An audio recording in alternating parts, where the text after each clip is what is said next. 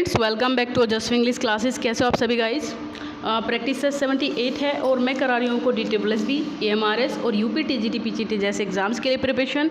और भी किसी एग्ज़ाम को आप देने जा रहे हैं, वैसे तो सभी एग्ज़ाम्स में ये वीडियो आपके लिए इक्वली हेल्पफुल रहने वाली है, लेकिन DSSB हो या फिर EMRS हो, ऐसे एग्ज़ाम्स के लिए तो बिल्कुल हेल्पफुल है गाइज। चलिए देख लेंगे क्या खास है आज की क्लास में, और लाइक शेयर कीजिएगा वीडियो को। और लास्ट में एक क्वेश्चन मैं देती हूँ आपको आंसर करने के लिए, उसका आंसर भी ज़रूर कीजिएगा, ठीक है गाइज, ताकि ज़्यादा से ज़्यादा बेनिफिट आपको मिल पाए वीडियो का, है ना।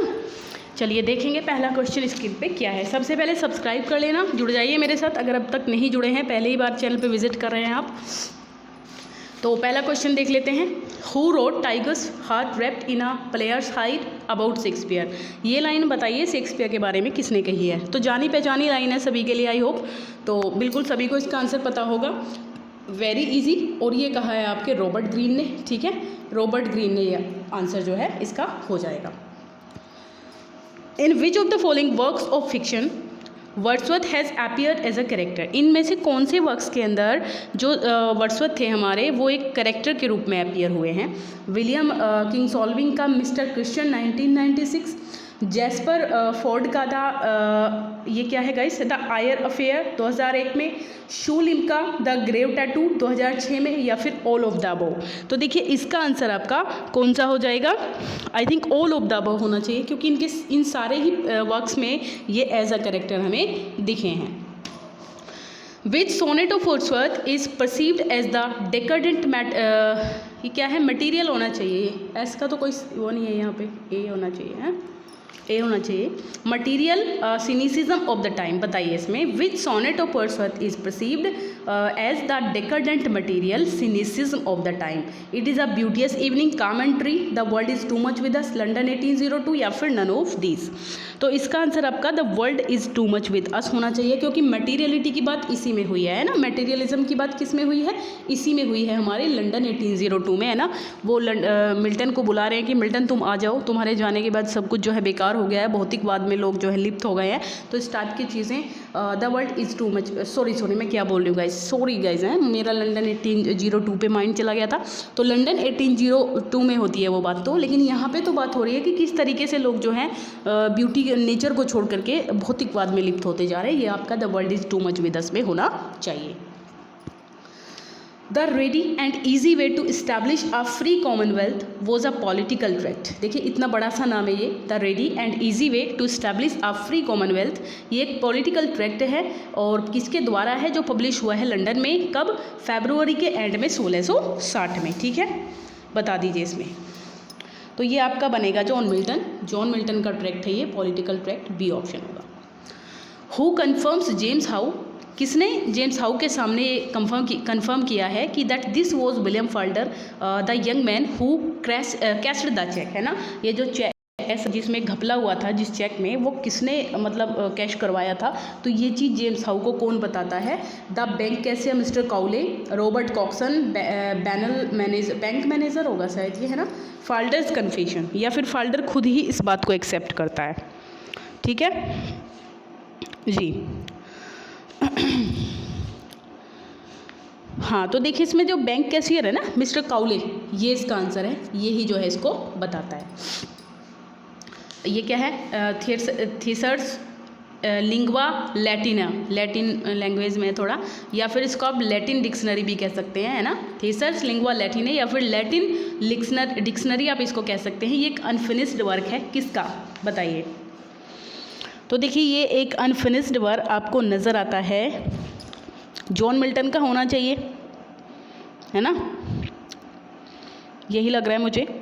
जॉन मिल्टन का होना चाहिए, ए ऑप्शन करेक्ट है। Who translated Milton's Latin work De Doctrina Christiana, ये आपको पता है मिल्टन का है, तो ये किसने इंग्लिश में कन्वर्ट किया है, लैटिन का वर्क है ये तो, लेकिन ये किसने इंग्लिश में कन्वर्ट किया है, चार्ल्स आर समर ने, चार्ल्स मुरे ने, जॉन गैरे ने, या फिर बोथ एंड भी। तो दोनों ने ही किया है, बोथ एंड भी, यानी कि चार्ल्स आर समर ने और चार्ल्स मुरे ने। Who said in Paradise Lost we deplore the accidental loss of native immortality, है ना। तो more than we can applaud its gracious restoration, किसने कही है ये लाइन, पैराडाइज लॉस्ट में, मतलब किसने कही है कि in Paradise Lost we deplore the accidental loss of native immortality. Native immortality का जो एक्सीडेंट लॉस है, more than we can applaud its gracious, मतलब इससे ज़्यादा इसमें लॉस है, जितनी ज़्यादा हम इसकी तारीफ करना चाह रहे हैं ना उससे ज़्यादा तो इसमें लॉस है। तो ये जॉन ड्राइडन का कहना है, फ्रैंक कर्मोर का, डॉक्टर जॉनसन या फिर विलियम ब्लेक। तो ये फ्रैंक कर्मोर ने कहा है गाइस, फ्रैंक बी ऑप्शन हो जाएगा हमारा। In which book of Paradise, like share कर दीजिएगा guys, in which book of Paradise Lost Adam and Eve are expelled from the Garden of Eden, कौन से बुक में इनको जो है एक्सपेल कर दिया गया, बाहर निकाल दिया गया गार्डन ऑफ ईडन से? बुक फर्स्ट, बुक 5, बुक 10 या फिर 12? तो देखिए बुक 12 सबसे लास्ट वाली जो बुक थी उसमें किया गया है। हु सेड, किसने कहा, but Milton next with high and haughty stalks unfettered in majestic numbers walks, no vulgar heroes can his music engage. देखिए प्यारी सी लाइन है, किसने कही है मिल्टन के बारे में ये? इससे आगे भी कुछ है इसमें, nor earth wide sense confine his hallowed rays, है ना। तो इस तरीके से ये जोसेफ एडिसन ने कहा है मिल्टन के बारे में, जोसेफ एडिसन ने ये लाइन कही है। When the adjective is used attributively, देखिए दो तरीके से एडजेक्टिव यूज़ होता है, या तो एट्रीब्यूटिवली या फिर प्रेडिकेटिवली। अगर एट्रीब्यूटिवली यूज़ हुआ है तो नाउन के साथ की जगह पे, मतलब नाउन के लिए होगा, और प्रेडिकेटिवली यूज़ होगा तो फिर वो जो है ऑब्जेक्ट के रूप में होगा। तो बताइए, before the noun which is qualifies, after the noun which is qualifies, eight the beginning of the sentence या फिर at the end of the sentence, कहाँ पर होगा अगर ये इस तरीके से यूज़ हो रहा है? बिल्कुल, तो एट्रीब्यूटिवली अगर यूज़ हो रहा है ना तो वो हमेशा गाइज बिफोर द नाउन होगा, उस नाउन से पहले जिसके लिए वो यूज़ हो रहा है, ठीक है। तो ए ऑप्शन करेक्ट है इसमें। द एडजेक्टिव फ्रेज, एक एडजेक्टिव फ्रेज है सेंटेंस में, कम्स इमीडिएटली आफ्टर, बिल्कुल किसके जस्ट बाद आती है ना। क्या पूछा जा रहा है, जो एडजेक्टिव फ्रेज होती है वो किसके जस्ट बाद आती है? नाउन के जस्ट बाद आती है। देखिए एट्रीब्यूटिवली यूज़ हो रहा है तो नाउन से पहले आएगा, और अगर वो एक एडजेक्टिव फ्रेज है तो वो आपका नाउन के बाद आएगा, जस्ट आफ्टर। बी ऑप्शन होगा इसमें, है ना। When an adverb is intended to modify the sentence as a whole, it is placed, कोई भी एडवर्ब कहाँ पर रखी जाएगी यदि वो intended to modify the sentence as a whole, पूरा एक सेंटेंस को एज अ होल मतलब मॉडिफाई कर रही है, बताइए। तो इसमें आई थिंक आपका होगा at the beginning of the sentence, ठीक है, at the beginning of the sentence, C option. The adverb in a sentence generally placed, किसी भी सेंटेंस में जो एडवर्ब है वो कहाँ पर आती है? Close to main verb, close to adjective, close to another adverb, या फिर close to the word which is, तो इसी में आएगा ना, उसी वर्ड के तो क्लोज आती है ना जिसको ये मॉडिफाई कर रही है ना। चलिए, I have a smack of Hamlet myself if I may say so, who said this, किसने कहा है? ये स्टेटमेंट किसकी है? I have a smack of Hamlet myself if I may say so. Yes, एक second guys, मैं थोड़ा एक छोटा सा टाइम, हाँ जी, क्या था question? I have a smack of Hamlet myself if I may say so, किसने कहा है? तो देखिए कॉलेज, वर्ड्सवर्थ, जॉन कीट्स या फिर बेबी शेली। तो ये जो बात कही है ये आपकी कॉलेज ने कही है, ठीक है। किसने कही है? एस.टी. कॉलेज ने कही है, याद रखिएगा इसको, इंपॉर्टेंट क्वेश्चन है। हु रोट कॉन्जिक्यूटिवली 6 जनरल, ये क्या है? पेपर होना चाहिए, पेपर्स होना चाहिए ना, पेपर्स ऑन, ये बी का क्या सेंस है यहाँ पर? पेपर्स ऑन, ठीक है, मतलब किसने जो है कॉन्जिक्यूटिवली लिखा है, जनरल पेपर्स लिखे हैं पैराडाइज लॉस्ट पे, और 12 इंडिविजुअल पेपर्स लिखे हैं 12 बुक्स के ऊपर अलग अलग एपिक में, है ना।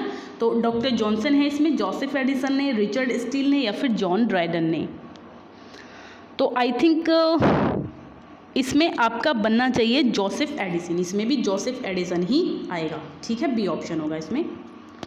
Who made a derogatory comment that, किसने ये डेरोगेटरी कमेंट की है कि paradise lost could not be called a true heroic poem, इसको एक ट्रू हीरोइक पोएम नहीं माना है इन्होंने। तो किसने ऐसा कहा है कि ये एक ट्रू हीरोइक पोएम नहीं है? तो ये भी जो स्टेटमेंट है ये जोसेफ एडिसन की है। तो कई सारे क्वेश्चन आपको जॉन मिल्टन से रिलेटेड मिल गए हैं जो जोसेफ एडिसन से रिलेट करते हैं।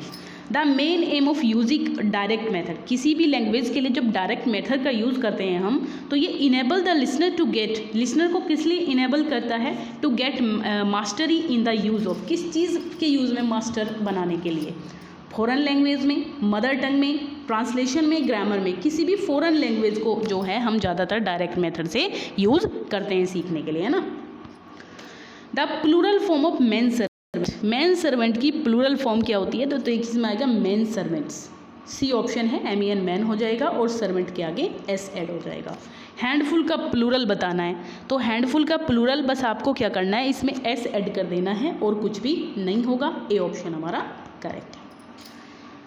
विच of the following is the example of indirect personal pronoun, देखिए इनडायरेक्ट पर्सनल प्रोनाउन का एग्जाम्पल पूछा है, इसको रिफ्लेक्सिव भी कहेंगे साथ में।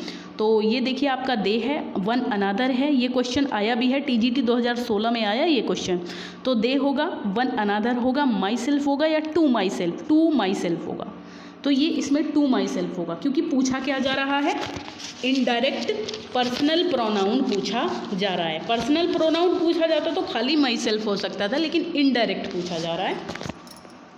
चलिए, find the correct spelled word, इनमें से करेक्ट सही स्पेलिंग वाला वर्ड बताना है बिसीज का, तो सेकंड वाला ऑप्शन सही है, बी। और मतलब क्या होता है इसमें, बिसीज का मतलब क्या होता है, BESIEZ, ये हो जाएगा बिसीज। तो इसका मतलब होता है, देखिए एक सराउंडेड विद आर्म्ड फोर्सेस, ठीक है, मैं लिख देती हूँ SURROUND, surrounded with armed forces, है ना,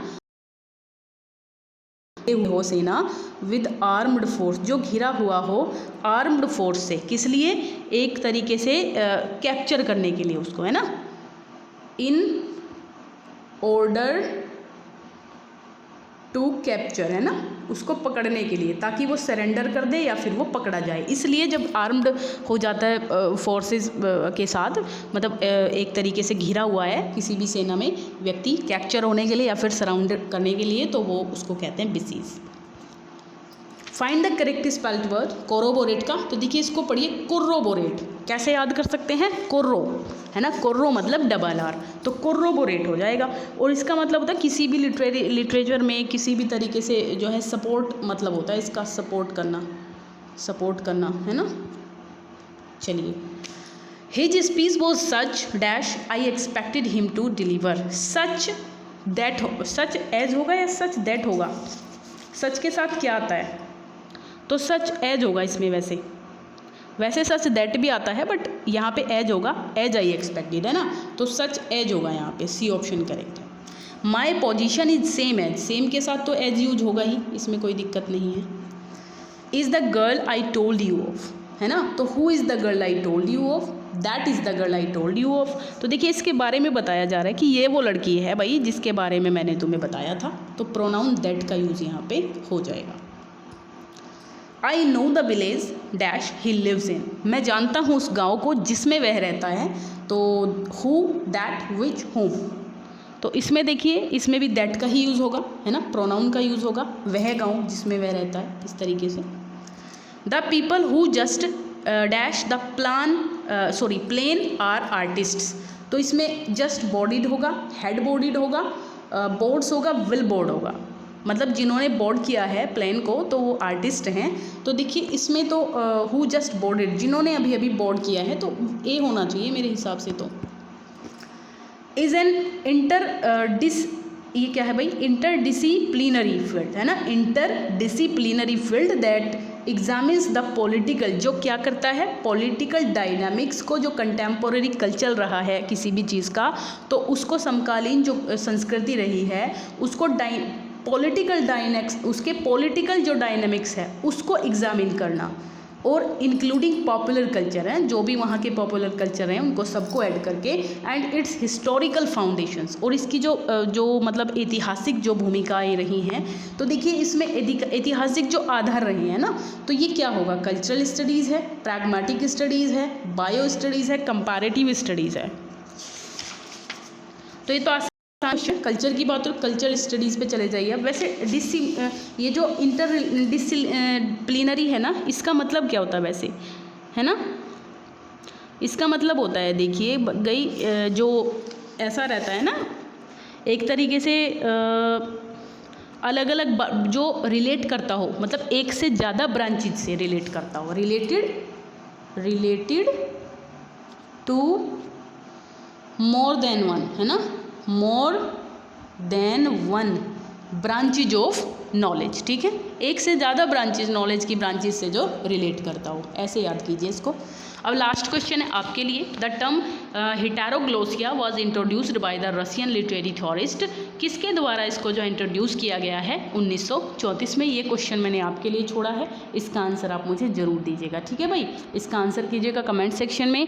तब तक के लिए बाय बाय, टेक केयर, मिलते हैं नेक्स्ट वीडियो में गाइज, थैंक यू।